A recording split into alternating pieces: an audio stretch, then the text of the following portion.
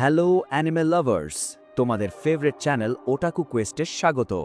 তো ফাইনালি এখানে jujutsu কাইজেনের season 3 এর এপিসোড নাম্বার 4 চলে এসেছে। আমাদের এপিসোডের শুরুতে জেনিন ক্ল্যানের সিন দেখানো হয়, মানে তাদের হেডকোয়ার্টার্স। আর এখানে মাকি যাচ্ছে, তার কাছে একটা ওয়েপানও আছে।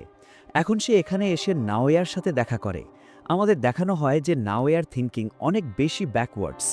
আর তার আগে থেকেই এখানে মাকি আর মাই, যারা দুই সিস্টার্স, তাদের পছন্দ ছিল না। মাকি বলে যে কিভাবে সবসময় নাওয়া মেয়েদের অবজেক্টিফাই করত তাদের বডি পার্টস নিয়ে। কিন্তু এখন সে এখানে মাকিয়ের মুখের ব্যাপারে কমেন্টস করছে। সে এটাই বলে যে আগে তুমি কিছুটা তো সুন্দর দেখতে ছিলে, কিন্তু এখন তোমার পুরো শরীর পুড়ে গেছে, তো তুমি এখন কোনো কাজেরই নয়। তো বলো আমাকে, এখন তুমি করবে কি? আমি কি তোমাকে আগের মতো বুলি করা শুরু করে দিই? কারণ আসলে তুমি কিছুই করতে পারো না, শুধু অক্কশু আর মেগুমির পিছনে লুকিয়ে থাকো। তুমি নিজে কোনো কিছুরই কেপেবল নয়। এনিওয়ে, এখানে ভাই মাকি তাকে ইগনোর করে এদিক থেকে চলে যায় ফরবিডেন ভল্টের দিকে, যেখানে সব ওয়েপেন্স রাখা আছে। সে তাকে থামানোর চেষ্টা করে, তো সে এটাই বলে যে আমার থামার দরকার নেই, কারণ এখন আমি জেনিন ক্ল্যানের হেড হয়ে গেছি। তো এখন আমাদের এখানে আগের সিন দেখানো হয় যখন সে মেগুমির সাথে এদিকে কথা বলছিল। তো মেগুমি এটাই বলে যে দেখো, আমার এসব বিষয়ে কোনো ইন্টারেস্ট নেই। আমি চাইলে এই সব রেসপন্সিবিলিটি তোমাকে দিতে পারি। তুমি হেড হতে পারো জেনিন ক্ল্যানের, আর এই সব কন্ট্রোল তোমার হাতে চলে আসবে। তো মাকি বলে দেখো, আমাকে এখন এই কন্ডিশনে কেউ অ্যাকসেপ্ট করবে না, বুঝেছো? আর এনিওয়ে, যে টেকনিক তোমার কাছে আছে না, সেটা আমাদের ক্ল্যানের স্পেশাল টেকনিক। তুমি তোমার ডোমেনও অ্যাক্টিভেট করে ফেলেছো। তোমার টেকনিকও ঠিকমতো ইউজ করতে শিখে গেছো তুমি। এই কারণেই তুমি এখানে হেড হওয়ার যোগ্য। তো মাকি এটাই বলে যে এখন আমি এই রেসপন্সিবিলিটি নিতে পারবো না, কারণ এতে আমি মাইয়ের জন্য একটা জায়গা তৈরি করতে পারবো না। যখন এখানে মাকি যাচ্ছে, তখন তার মমের একটা গ্লিম্পস দেখা যায়। তার মম এটাই বলে যে আমাকে একবার তো এমন সুযোগ দাও যে আমি প্রাউড ফিল করি যে আমি তোমাকে জন্ম দিয়েছি। তো অবভিয়াসলি সেও মাকিকে খুব একটা পছন্দ করে না। এখন ইনশর্ট যদি আমি তোমাদের বলি না, তো জেনিন ক্ল্যানের মধ্যে মেয়েদের এনিওয়ে এত ইম্পর্টেন্স দেওয়া হয় না। তার উপর এখানে মাকিয়ের মধ্যে কার্স এনার্জি নেই। তোমাদের জানা আছে যে তার যে হেভেনলি প্যাক্ট আছে, সেটা ফিজিক্যাল পাওয়ারের। যার পরে যখন সে এখানে এসে যায় ফাইনালি এই গেট ওপেন করতে, তখন আমাদের দেখানো হয় যে সামনে কেউ দাঁড়িয়ে আছে। সে বলে যে ড্যাড, আপনি এখানে কি করছেন? তো আমাদের এখানে আবার আগের সিন দেখানো হয়। এদিকে নাওয়া বসে এদিকে কথা বলছে যে কিভাবে মেগুমি ফুশিগুরো সব অ্যাসেটস পেয়ে যাবে। আর মেগুমির কানেকশন কামো ক্ল্যানের নেক্সট হেডের সাথেও আছে, যে হলো নরিতোষি। ঠিক আছে না? তো গোজো এখন সিল হয়ে আছে। তো এদের যে প্ল্যান হয় সেটা হলো এই, যে মেগুমি ফুশিগুরো, মাকি আর মাই তিনজনকেই মেরে ফেলবে। যার কারণে এখানে এদের প্রবলেম সলভ হয়ে যাবে, আর জেনিনের একটা নতুন ক্ল্যান লিডার চুজ করা হবে। তো এই কারণেই এখানে সামনে ওগি জেনিন দাঁড়িয়ে আছে। ঠিক আছে না? এখন তোমাদের জানা আছে যে সে তার ড্যাড। এখন এখানে সে এসেছে মাকিকে মারতে। এনিওয়ে, সে এখানে বেশি কিছু প্রাউড ফিল করে না তার ডটার্সদের নিয়ে। তো সে এখানে আমাদের দেখানো হয় যে আগে থেকেই খুব খারাপভাবে আহত করে ফেলেছে মাইকে। আর সে তার সাথে লড়েছিল অবভিয়াসলি, কিন্তু হেরে গেছে। এখানে মাকি এগিয়ে যেতে শুরু করে। তার হাতে একটা কার্স টুল আছে যার নাম ড্র্যাগন বোন, আর এটা জুজো কুমিয়ায়ের মাস্টারপিস। ভাই, এটা বেশ বিপজ্জনক ওয়েপেন, যার কারণে এখানে ওগিও তার secret art falling blossom emotion use করে। আর এখানে সম্পূর্ণ অন্ধকার হয়ে যায় এই রুমের মধ্যে, যার পরে এই দুজনের মধ্যে ফাইট শুরু হয়ে যায়। আমাদের দেখানো হয় যে ওগিয়ের স্কিলস অনেক দুর্দান্ত। সে এক দুটো অ্যাটাকের পরেই এখানে মাকিকে খুব খারাপভাবে আহত করে দেয়। মাকি এখানে নিচে পড়ে যায়। এখন অবভিয়াসলি মাকি তো ওগিয়ের ব্লেড ভেঙে দিয়েছিল, তাই তার মনে হয়েছিল যে সে অ্যাটাক করতে পারবে ওগিয়ের ওপর। কিন্তু ওগিয়ের যে কার্স এনার্জি আছে সেটা অন্য লেভেলের, যার কারণে সে ওভার পাওয়ার করে দিয়েছে মাকিকে। এখন সে এখানেই দুজনের বডি টেনে নিয়ে যাচ্ছে। একটা চেম্বার আছে এখানে। সে এটা বলে যে তোমাদের জানা আছে কি, যে আমি আমার ভাইদের থেকে সব বিষয়ে এগিয়েছিলাম।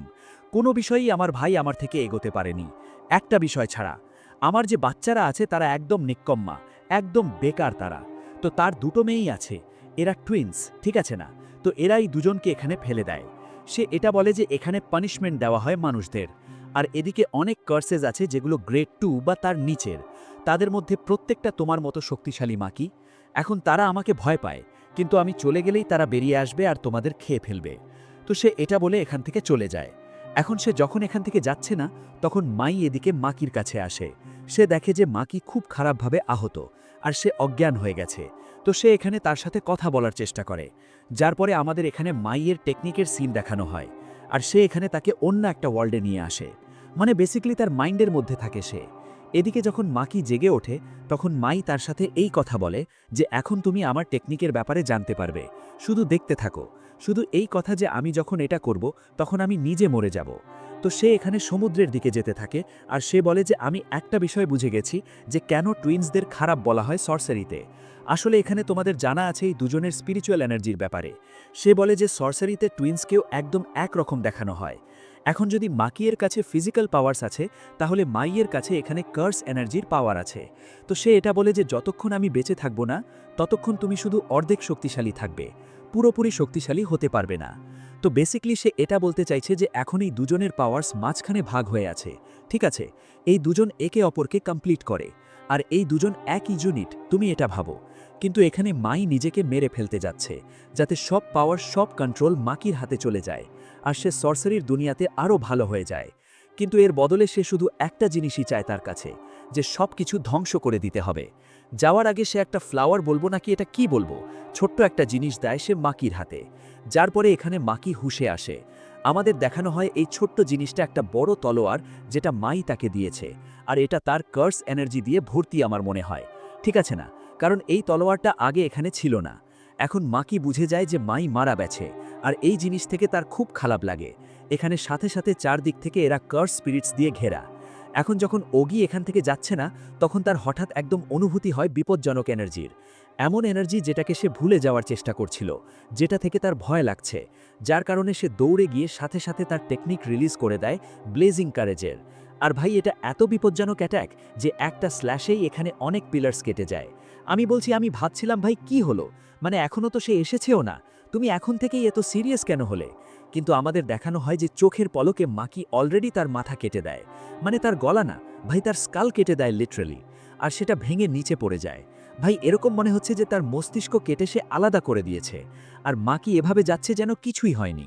লিটারালি এত বেশি পাওয়ারফুল হয়ে গেছে এখন সে, যার কারণে এখানে পুরো জেনিন ক্ল্যানে হট্টগোল শুরু হয়ে যায়। এই সব মানুষ জানতে পারে যে মাকি একদম নিয়ন্ত্রণহীন হয়ে গেছে আর সে সবাইকে মারা শুরু করেছে। আমাদের এখানে কুকুরু ইউনিট ক্যাপ্টেনের সিন দেখানো হয় যার নাম নোবুয়াকি জেনেন, আর সে এটাই বলে যে তোমরা তাকে গিয়ে সামলাও, কিন্তু তাকে মারবো শুধু আমি, ঠিক আছে না? তো সেইখানে কুকুরু ইউনিট পাঠায়। এখন আমাদের বলা হয় এই যে কুকুরু ইউনিট আছে না, এর মধ্যে সেই সব মানুষ আছে যারা ছেলে, প্রথম কথা, ঠিক আছে না? তো অবভিয়াসলি ছেলে হলে তাতেই অনেক বেশি পার্থক্য হয়ে যায়, কিন্তু এদের মধ্যে কার্স এনার্জি নেই, যার কারণে এরা কার্স টুল ইউজ করে। তো তুমি বুঝছো না, এরা নর্মাল মানুষই। আর মাকি নিজেও এই ক্ল্যানের অংশ ছিল, এই গ্রুপের, কিন্তু তারপর সে এগিয়ে গিয়ে জুজুৎসুকে জয়েন করেছিল। এখানে মাকি ভেতরে ফাইনালি ঢুকে যায়, আর ভাই এখন তার মাইয়ের কথা মনে পড়ে যে ডিস্ট্রয় করে দিতে হবে সবকিছু। ভাই সে লিটারালি এখানে জেনিন ক্ল্যানকে ডিস্ট্রয় করা শুরু করে দেয়। এই সব মানুষ এখানে মাকির উপর অ্যাটাক করতে আসে, কিন্তু ভাই এই পুরো ফাইটে, এই পুরো লড়াইয়ে একটা আঁচড়ও কাটতে পারে না লিটারালি মাকির গায়ে। তোমাদের জানা আছে সে আগে থেকেই ফিজিক্যালি অনেক বেশি স্ট্রং, কিন্তু এখন সে এখানে আরও বেশি দ্রুততা আর বেটার হয়ে গেছে মাইয়ের স্যাক্রিফাইসের কারণে। আর সর্সারিতে এই জিনিসের অনেক ভালো রোল আছে। এখন এখানে মাকি ভাই রক্তের বৃষ্টি ঝরিয়ে দেয়, এদের সবাইকে মেরে ফেলে, বেশ ভালো লড়াই হয় এটা। এন্ডে যখন এদের সবার লাশ পড়ে থাকে না, তখন এখানে সেই কুকুরু টিমের ক্যাপ্টেন আসে। এখন সে বলে যে ওহে তোমরা তাকে শেষ করে দিয়েছো, কিন্তু সে দেখে এখানে তো লাশ পড়ে আছে লিটারালি। এর আগে যে সে কিছু করতে পারে না তখনই এখানে চজুরো এসে যায়, আর তার এই টেকনিক হয় কার্স এনার্জি, যা দিয়ে অনেক বড় বড় দুটো হাত বেরোয়, আর এই মাটি থেকে বেরিয়ে সেগুলো উপরে চলে যায়।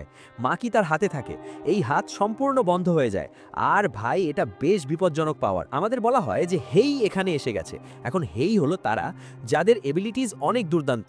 এটা একটা গ্রুপ যার মধ্যে সেমি গ্রেড 1 আর তার থেকে হাইয়ারের জুজুৎসু সর্সারার্স আছে। জেনিন ক্ল্যানের সবচেয়ে স্ট্রংগেস্ট সর্সারার্স হলো এরা। এখন এই তিনজন থাকে এখানে। চজুরো রাজিক তোমরা দেখেই ফেলেছো। তখনই এখানে হঠাৎ মাকি আসে আর সে এর ওপর হামলা করে দেয়। ভাই এখন এরা বলে এটা কিভাবে সম্ভব, মানে চজুয়ের অ্যাটাকের পরেও এ নড়তে পারছে কিভাবে? আর ভাই মাকি তো অন্য লেভেলে পৌঁছে গেছে এদিকে। এখন তোমরা না এই লড়াই দেখো তোমরা, আর এই জিনিস থেকে তোমাদের একটা বিষয় বুঝতে পারবে, আর এই বিষয় এদেরও বুঝতে পারে। এখন এই যে চজুরো হয় না, এর টেকনিক্স ভাই বেশ দুর্দান্ত। এখানে তার স্পিরিচুয়াল ম্যাজিক দিয়ে হোল্ড করে রাখে মাকিকে, যার পরে জেনিচি এগিয়ে যায় তার উপর অ্যাটাক করতে। আর চজুরো এটাই বলে যে তোমাদের মনে আছে না, টোজি জেনিন যে সম্পূর্ণ নিয়ন্ত্রণহীন হয়ে গিয়েছিল। আর আজ এই সময়ে জেনিন ক্ল্যান শুধু এই কারণেই বেঁচে আছে কারণ সে আমাদের যেতে দিয়েছিল। মানে ভাই টোজি থেকে এদের এত ভয় পায়, সেও জেনিন ক্ল্যানের ছিল, তাই না? চোজুরো এটাই বলে যে এই সময়ে এখানে মাকিও তত বেশি শক্তিশালী হয়ে গেছে। তো তোমাদের জানা আছে এই সময় কি করতে হবে? তাকে মেরে ফেলতে হবে। তো জেনিচি এখানে আসে, যার একটা বেশ বিপজ্জনক আর আলাদা টেকনিক আছে। সে এখানে ঘুষির বৃষ্টি ঝরিয়ে দেয় এই পুরো এরিয়াতে, আর ভাই ছিন্ন ভিন্ন হয়ে যায়। মানে এই পুরো মাটি না ফ্ল্যাট হয়ে যায় লিটারালি। চোজুরো বলে যে চলো ধন্যবাদ, তুমি তাকে মেরে ফেলেছো। কিন্তু আমাদের দেখানো হয় যে ভাই জেনিচি নিজে মরে গেছে। ভাই তার গলা কেটে এখানে নিয়ে এসেছে সে, আর এখানে নদীতে ফেলে দেয়। এখন নাওয়া এখানে এসে যায়, যে হলো হেইয়ের হেড। এখানে আমাদের দেখানো হয় নাওয়ার ছোটবেলার সিন, যখন সে প্রথমবার শুনেছিল না যে এমন কেউ যার কাছে কার্স এনার্জিও নেই, সে কত বেকার হবে, তার চেহারা কত খারাপ হবে, আসলে কত নিক্কামা হবে সে। কিন্তু আসলে সেই মানুষ কে ছিল জানো? টোজি। ঠিক আছে, তো এখানে সে নিজে এখানে টোজির অনেক বেশি রেসপেক্ট করতো, আর সে আসার সাথে সাথে এদিকে মাকির ওপর হামলা করে দেয়। সে এটাই বলে যে তুমি টোজির জায়গা কখনোই নিতে পারবে না, তুমি এত শক্তিশালী হতে পারবে না, কারণ আমি সেই দিকে দাঁড়াতে চাই। এখানে সে কন্টিনিউয়াসলি অ্যাটাক করা শুরু করে। এখন তোমাদের তো জানাই আছে নাওয়ার টেকনিক, সে আগে থেকেই এখানে তার পাথ ডিসাইড করতে পারে 24 ফ্রেমস পার সেকেন্ড হিসেবে, আর এই স্পিডে সে এগোচ্ছে, আর এই স্পিডে সে মারছে না মাকিকে, তার খুব খারাপভাবে মার খাচ্ছে লিটারালি। কিন্তু এখানে মাকি না এই ফ্রেমস গুনতে শুরু করে, আর ধীরে ধীরে সে নাওয়ার টেকনিক বুঝে যায়। কারণ তোমাদের জানা আছে যে মাকি যখন যোগোর সাথে লড়ছিল তখন সেখানে নাওবিতাও ছিল, আর তার কাছেও সেম টেকনিক ছিল। তো তার আইডিয়া হয়ে যায় এই টেকনিকের ব্যাপারে, ঠিক আছে না? যার কারণে যখন সে এখানে ফাইনালি এসে নিজেকে সামলায়, তখন সে রেডি হয়ে যায় এই অ্যাটাকের মোকাবেলা করতে। আমাদের বলা হয় যে এই যে প্রজেকশন সর্সারি আছে না, এতে 24 ফ্রেমসের সেট তৈরি করা হয়, আর লিটারালি সেই হিসেবে এখানে এই মানুষকে মুভ করতে হবে।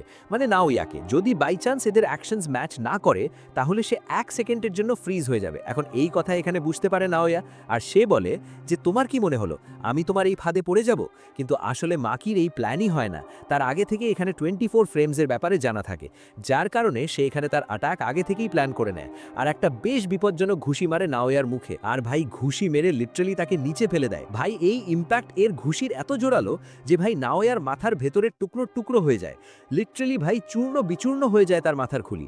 আর ভাই নাওয়ার নিচের হুশ উড়ে যায়। যার পরে মাকি এখানে ফাইনালি আসে তার মমকে খুঁজতে। এখন কিন্তু তার মম তার থেকে ভয় পাচ্ছে। সে বলে যে তুমি এখানে কি করছো, এখানে কেন এসেছো? তো মাকি এটাই বলে যে আপনি আমাকে একটা কথা বলুন, যে আপনি আমাকে ফিরে আসতে কেন বলছিলেন? তো তার মম তো বেশি কিছু বলে না, যার কারণে মাকি তার মমকে মেরে ফেলে, মানে কেটে ফেলে, তাকে আহত করে দেয়। নাওয়া এখানে ভেতরে এসে যায়, আর সে বলে যে বেকার মানুষই, এর শেষের যে গ্লো ছিল সেটা একদম বেকার ছিল, তো আমাকে মারতেও পারেনি সে। কিন্তু আমাদের দেখানো হয় যে মাকির যে মম হয় সে এদিকে আসে একটা ছুরি নিয়ে, আর নাওয়ার কোমরে মেরে দেয়, ঠিক আছে না? মরার আগে এখানে মাকির মম প্রাউড হয়, তার খুশি লাগে যে সে তার দুটো মেয়েকে জন্ম দিয়েছে। মাকি এখানে মাইয়ের বডি নিয়ে আসছে।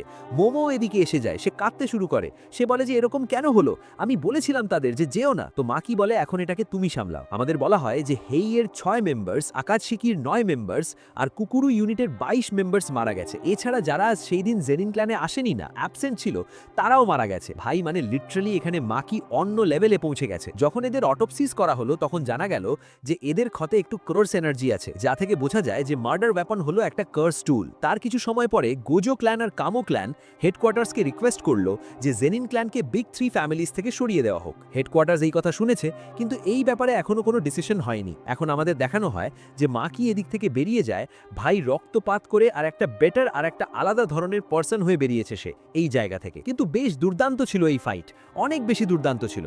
আশা করি নেক্সট ফাইটে আমাদের ইউজির ফাইট দেখতে পাবো, যেটা বেশ দুর্দান্ত ব্যাপার। তো এই ভিডিও এখানেই শেষ। সো অ্যানিমে লাভার্স, যদি এখনও ভিডিওটি লাইক করে না থাকো, লাইক করে দাও, অ্যান্ড কমেন্ট করে জানাও ভিডিও কেমন লাগলো। দেখা হচ্ছে পরের ভিডিওতে, ততক্ষণের জন্য নিজের যত্ন নিও। Bye bye.